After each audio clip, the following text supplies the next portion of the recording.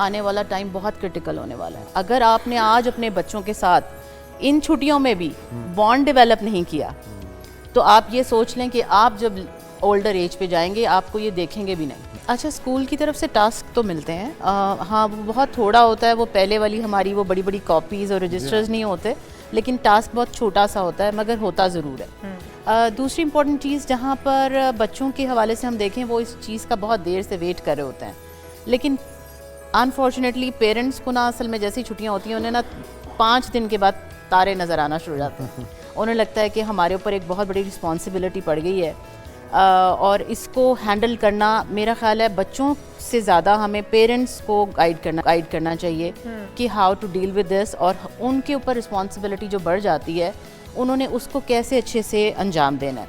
तो सबसे पहली इंपॉर्टेंट चीज़ इसमें यह है कि आप पहले तो ये रियलाइज़ करें कि बहुत सारे ऐसे लोग हैं जिनके पास बच्चे नहीं हैं। कहा जाता है ना कि जब आपके पास कोई नेमत मौजूद हो तो आप ज़रा आपको उसकी कदर नहीं होती। आपको रियलाइज़ तब होता है जब वो चीज़ आपके पास ना हो या उन लोगों को देखें जो उस नेमत से महरूम है।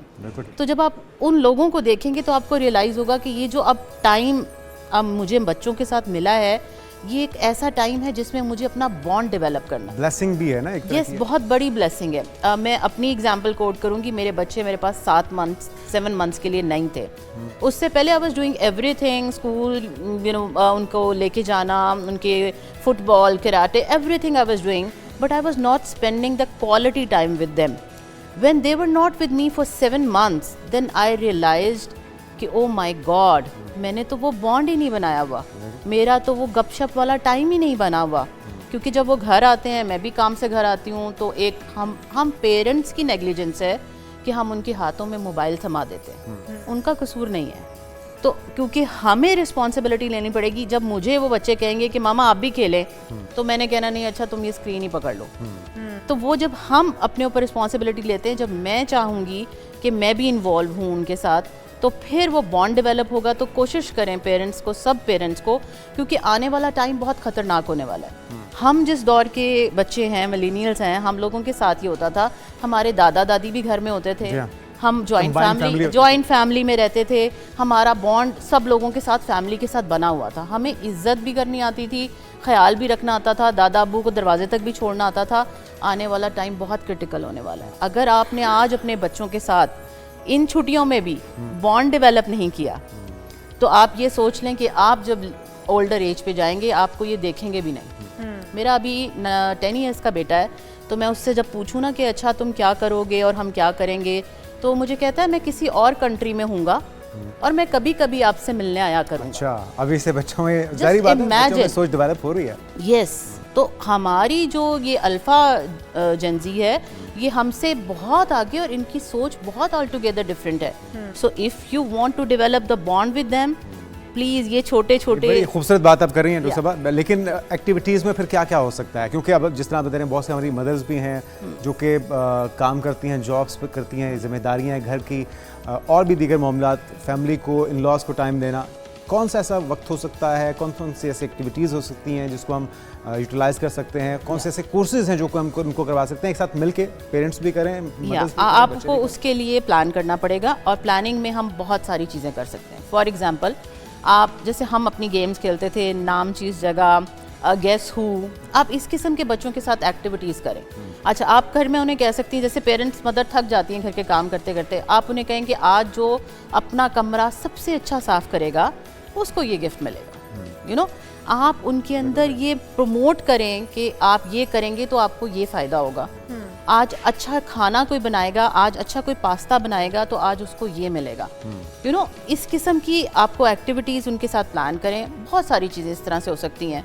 आज कहानी कौन अच्छी सुनाएगा, उससे क्या करेंगे हम, वो जब हम इस तरह की उनके अंदर एक्टिविटीज़ जनरेट कराएंगे तो हम उनको उनकी स्पीकिंग क्वालिटीज़ अच्छी कर रहे हैं, हम उनको स्पोकन अच्छा करवा रहे हैं। तो ये पेरेंट्स को सोचना पड़ेगा कि क्या क्या एक्टिविटीज़ आप चैट जीपीटी जहाँ बच्चे यूज़ कर रहे हैं, पेरेंट्स भी ज़रा लिस्ट डालेंगे तो वो वहाँ पर लिस्ट बहुत सी ऑप्शंस आपके पास खुल जाएंगी।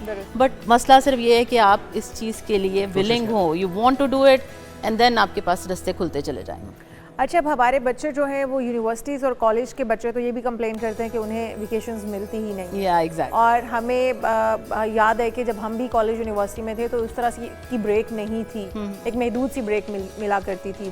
तो उन बच्चों के लिए क्या होना चाहिए कि क्या उनको मार्जिन मिलना चाहिए, या फिर उनकी स्टडीज़ है उनका इतना टफ चल रहा होता है सारा सेशन कि उनको उस तरह की ब्रेक होती है, मगर उसमें वहाँ पर यूनिवर्सिटी डिफरेंट किस्म की एक्टिविटीज़ वो भी जनरेट कराती हैं। For example when I was in PU तो वहाँ पर लैंग्वेज के सेशन शुरू हो जाते थे। इसी तरह जिस यूनिवर्सिटी में मैं हूँ वहाँ पर भी हम डिफरेंट कोर्सेज लॉन्च कर देते हैं कि जो भी स्टूडेंट वो कोर्सेज करना चाहें वो उस समर टाइम पे अपने वो कोर्सेज को जो है वो कवर करें और स्किल्स सीखें, बिकॉज आने वाले टाइम में स्किल्स जो हैं वही सबसे ज़्यादा इम्पॉर्टेंट होने जा रहे हैं।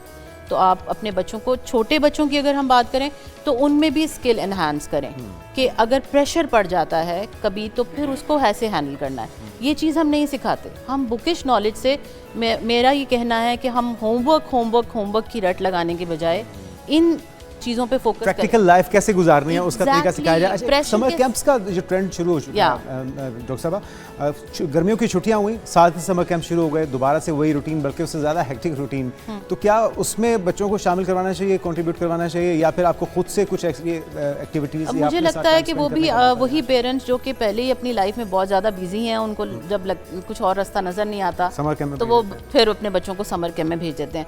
उस सिचुएशन में आई वुड सजेस्ट कि स्कूल्स को थोड़ा जो है वो बेहतर अगर करें कि वो उस वक्त स्टडीज़ की तरफ मत जाएं इतना ज़्यादा, और वो उस वक्त ये जो स्किल्स, जिन स्किल्स की मैं बात कर रही हूँ, प्रेशर मैनेजमेंट करना, एंगर मैनेजमेंट करना, रिलेशनशिप बिल्टअप करना, एम्पैथी डेवलप करना, इन चीज़ों पर फोकस करें तो ज़्यादा बेहतर होगा। समर कैंप्स में इस किस्म के कोर्सेज़ को इंट्रोड्यूस कराया जाना चाहिए बच्चों के लिए। या